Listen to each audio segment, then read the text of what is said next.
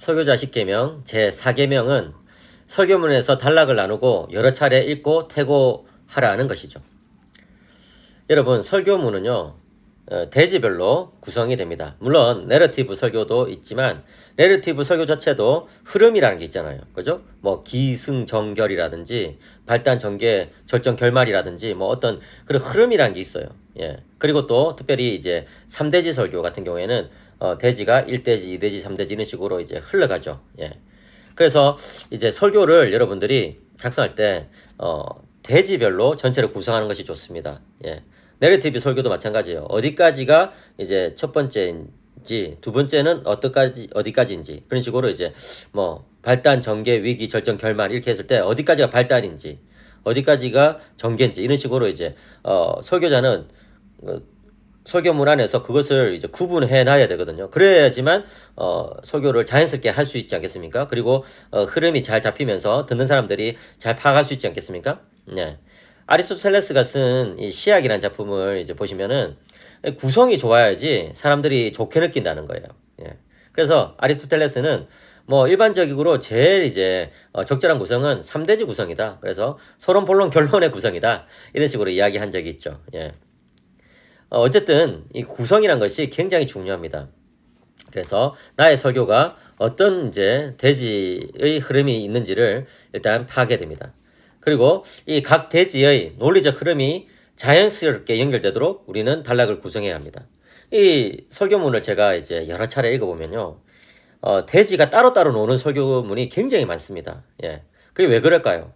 제가 앞에서 말씀드린 것처럼 이 성경에 이제 그 주제가 서기 주제가 있고 설교 주제가 있다고 그랬잖아요. 그죠? 예. 이 서기 주제만 가지고 대지를 구성하면 사실은 대지 사이의 논리적인 그런 연결성이 좀 떨어집니다.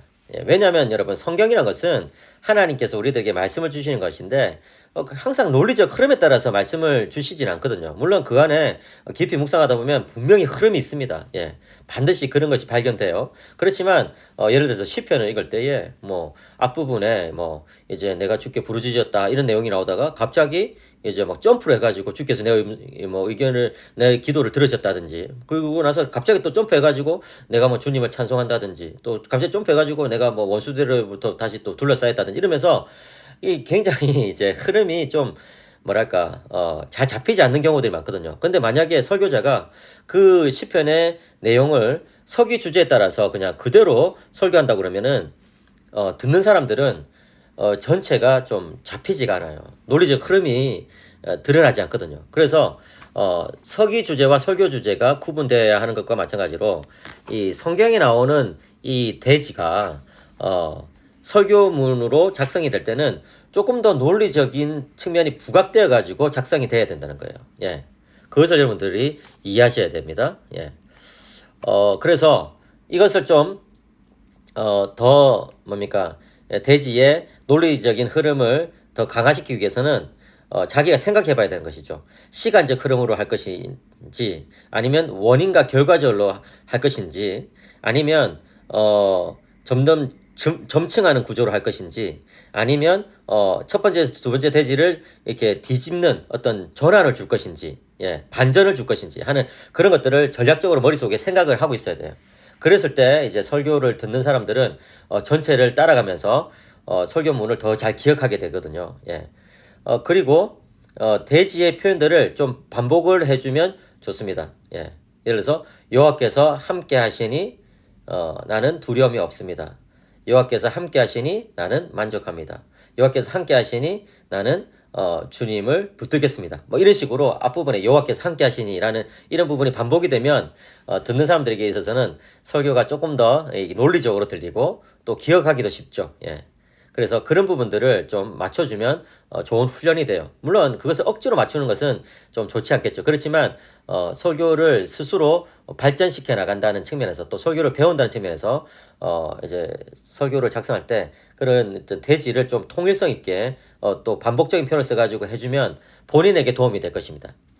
그리고 여러분, 이 설교문을 작성할 때요, 많은 사람들이 실수하는 부분들이 있는데, 예를 들어서 이제 것입니다. 것입니다라는 표현이 자주 나오는 경우가 있어요. 저는 어떤 설교자의 설교를 30분 설교를 들었을 때 것입니다라는 반복이 이제 많아가지고 한번 세어보니까 거의 뭐 한 40번 이상 나와요.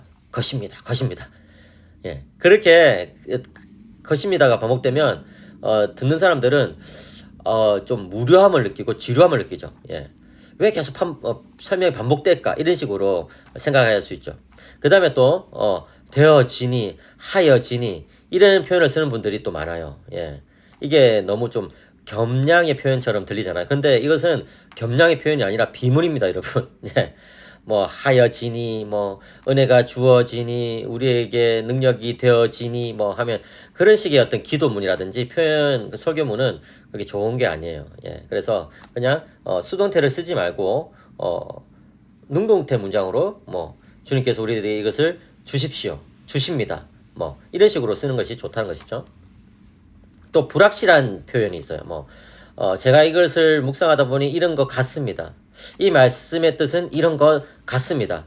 이 말씀은 이럴 뜻일 수도 있습니다 하면서 자신감이 없어요. 예, 특별히 이제 전도사님들이 소개하실 때 보면은 본인이 이제 학자들의 견해가 여러 가지 있는데 이럴 수도 있고 저럴 수도 있다는 생각이 들 때 뭐 이제 자신감이 없으니까 같습니다 이런 표현들을 쓰거든요. 근데 그것은 청중들에게 설교자의 확신을 떨어뜨리는 좋지 않은 표현이에요. 예. 그런 표현을 쓰시면 청중들은 믿음이 생기기보다는 계속 의문을 가지게 되죠. 이렇다고 이런 것일 수도 있습니다, 이런 것 같습니다 하니까 정말 저 말이 맞을까 하는 이제 질문을 던지는 거예요. 설교는 기본적으로 선포지 않습니까? 물론 설득도 해야 되고 또 이제 부드럽게 풀어가야 되는 부분도 물론 있습니다. 그렇지만 기본적으로 하나님의 말씀을 전달한 것이기 때문에 이 같습니다라는 표현이 너무 자주 나올 경우에 설교의 신뢰도를 떨어뜨립니다. 그렇다면 이제 이런 같은 본문에 대해서 여러 주석가들이 이렇게 견해를 내놓기도 하고 저렇게 내놓기도 할 경우에 어떻게 할 것이냐. 제 생각에는 하나를 정하시는 것이 좋아요. 예. 그리고 보다 더 일반적인 견해를 채택하는 것이 좋습니다. 왜냐하면 너무 좀 특수한 견해는 사람들로부터 이제 비판받기가 쉬우니까요. 그래서 일반적인 견해를 이제 택하시고 그것에 대해서 이제 확신 있게 선포하는 것이 좋다는 것이죠. 예. 그리고 이제 또 추임새들이 있죠. 뭐 자라든지 라든지 이라든지 그러니까 뭐 이렇게 한다든지 이런 식으로 이제 추임새가 들어가는 경우들이 종종 있는데 이런 것도 너무 자주 반복되면은 그렇게 좋지가 않아요. 그래서 설교문을 좀 완벽하게 숙지하시고 물을 흐르듯이 자연스럽게 설교문이 쭉 구성되도록 그렇게 하시는 것이 좋습니다. 또 어떤 분들은 질문을 너무 자주 던져요. 이 구절은 어떤 의미일까요? 이렇게 하고 나서 또 이 단어는 어떤 의미일까요? 하고 나서 또 이 세 가지 의미 중에 무엇일까요? 뭐 그렇다면 바울은 어떤 대안을 제시합니까? 하면서 계속 질문을 던져. 그래서 어떤 설교자는 설교문 한 편에 질문이 뭐 20개가 나오는 경우도 있고 이래요. 예. 그게 왜 그럴까요? 그것은 설교문 제가 이제 작성해 보니까 질문이 나오는 경우는 자기가 어떤 의문이 생겼다가 풀어간 경우에 그런 과정을 보여주는 거예요. 그러니까 이 구절이 잘 해석이 안 되고 있다가 주석을 통해서라든지 묵상을 통해서 그것에 대한 답을 찾았잖아요. 그러면은 그 부분에 청중들도 궁금하게 여길 거라고 생각하고 질문을 던지게 되는 것이죠.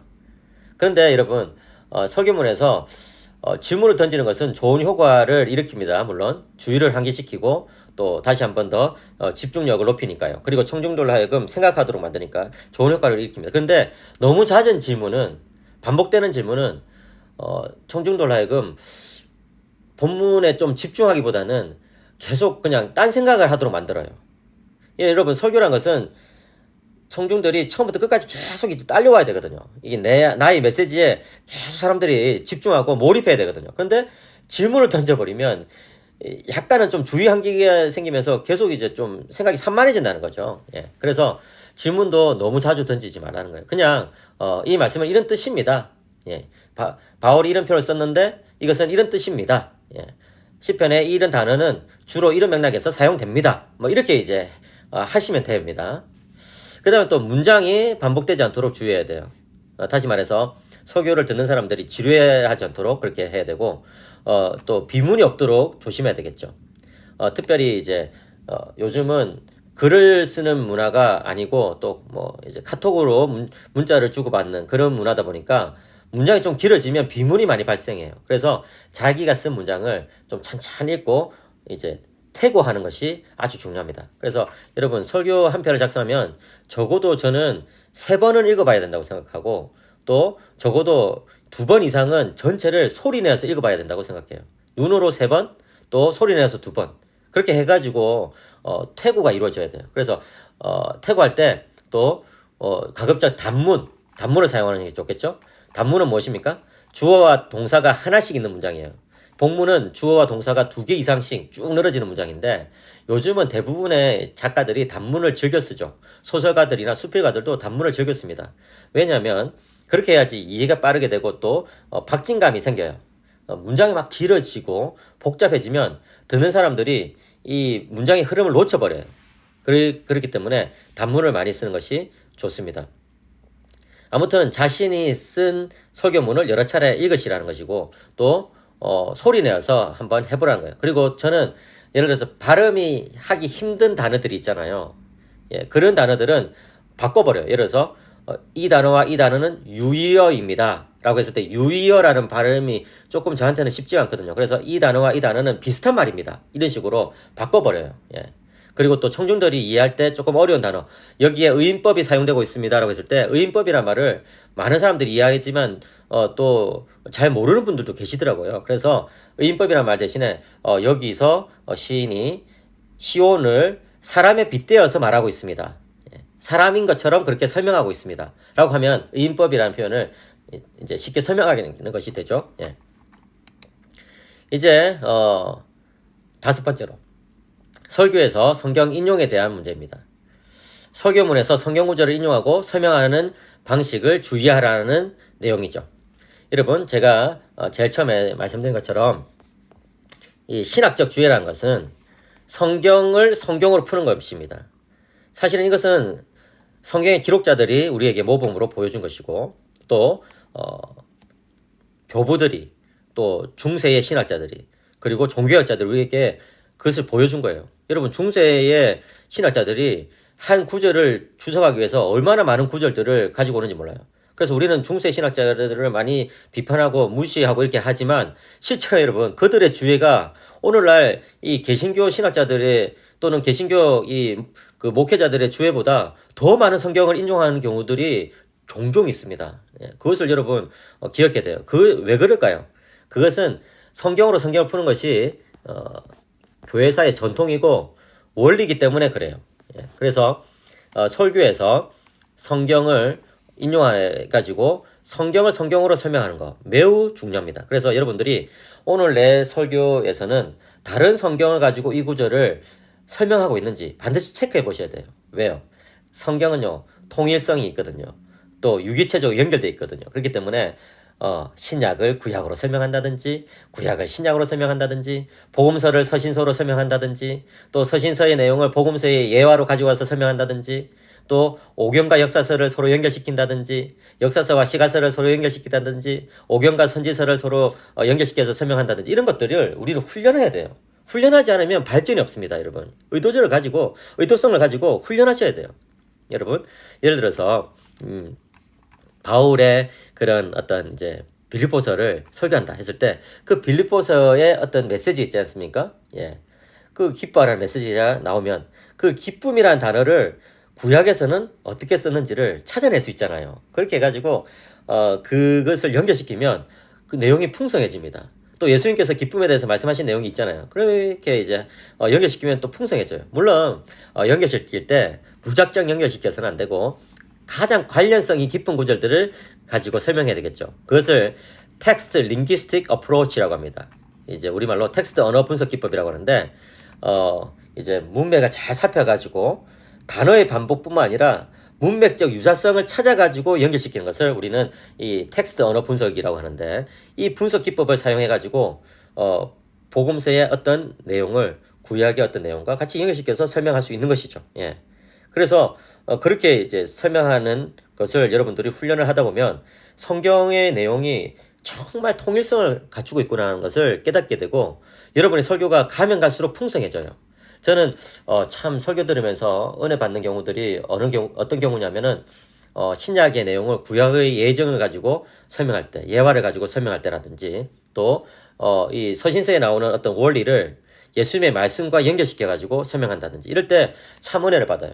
예를 들어서 여러분 사도 바울이 로마서 12장에 보면은 이제 예수님 믿는 사람들, 예수님 믿고 이렇게 된 사람들이 어떻게 살아갈 것이냐에 대한 내용이 나오는데 한마디로 말하면 예배와 섬김의 삶이에요.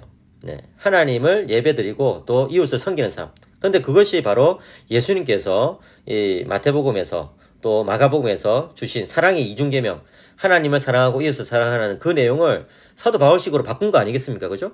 그런 식으로 이제 연결시켜서 설명하면 정말 우리가 그렇게 살아야 되는구나 하는 확신이 더 생길 수 있거든요. 그래서 이런 그 성경으로 성경을 해석하는 것을 꼭 기억하셔야 돼요. 그런데 이때도 주의할 점이 있어요. 성경을 인용했을 때 그것에 대해서 반드시 설명하고 넘어가야 돼요. 어떤 분은 성경을 뭐 5구절 연이어서 쭉 인용하는데 설명 없이 또 넘어가 버려요. 마치 성경 구절 인용 자체가 설명이 된 것처럼. 근데 그것은 좋은 인용이 아닙니다. 어떤 구절이 이제 딱 제시가 되면 그것에 대해서 몇 문장이라도 설명이 덧붙여져야 돼요. 왜냐하면 성도들은 그 말씀을 들었지만 그 말씀의 의미를 모르거든요. 그래서 이제 그것을 좀 설명해 주면서 또 이제 그 본문과 연결시키면 아주 좋은 효과가 나타난다는 것이죠. 또 하나의 설교에 다른 본문은 이제 3구절 이상 또 10구절 미만으로 인용되는 것이 적당해 보여요. 제가 이것을 뭐 너무 이제 정확한 어떤 숫자적으로 제시할 수는 없지만 아예 인용이 안 되면 안 되겠죠. 그죠? 예. 다른 구절을 인용하셔가지고 성경을 성경으로 설명하는 것이 굉장히 좋은 습관입니다. 훈련이에요. 그리고 하셔야 돼요. 그게 이제 전통이기 때문에 사도들이 모범을 보여주었기 때문에. 그런데 또 너무 많은 구절들을 이제 갖다 대면 이 본문 내가 읽었던 본문의 그런 메시지가 약화돼 버려요. 예. 예를 들어서 내가 지금 복음서를 읽었는데 뭐 사도 바울의 그런 내용들을 뭐 10구절 이상씩 갖다 대면서 계속 이제 설명하려고 한다. 이러면은 지금 오늘의 본문이 복음서인지 아니면은 이 서신서인지 구분하기 힘들어지고 성도들로서는 굉장히 산만해지겠죠. 그죠? 그렇기 때문에 하나의 설교에 다른 본문은 한 3구절 이상 또 10구절 미만 정도가 적당하다고 생각합니다. 예. 그래서 이런 내용들을 여러분들이 잘 기억하시기 바랍니다. 그 다음 내용은 또 다음에 말씀드리겠습니다.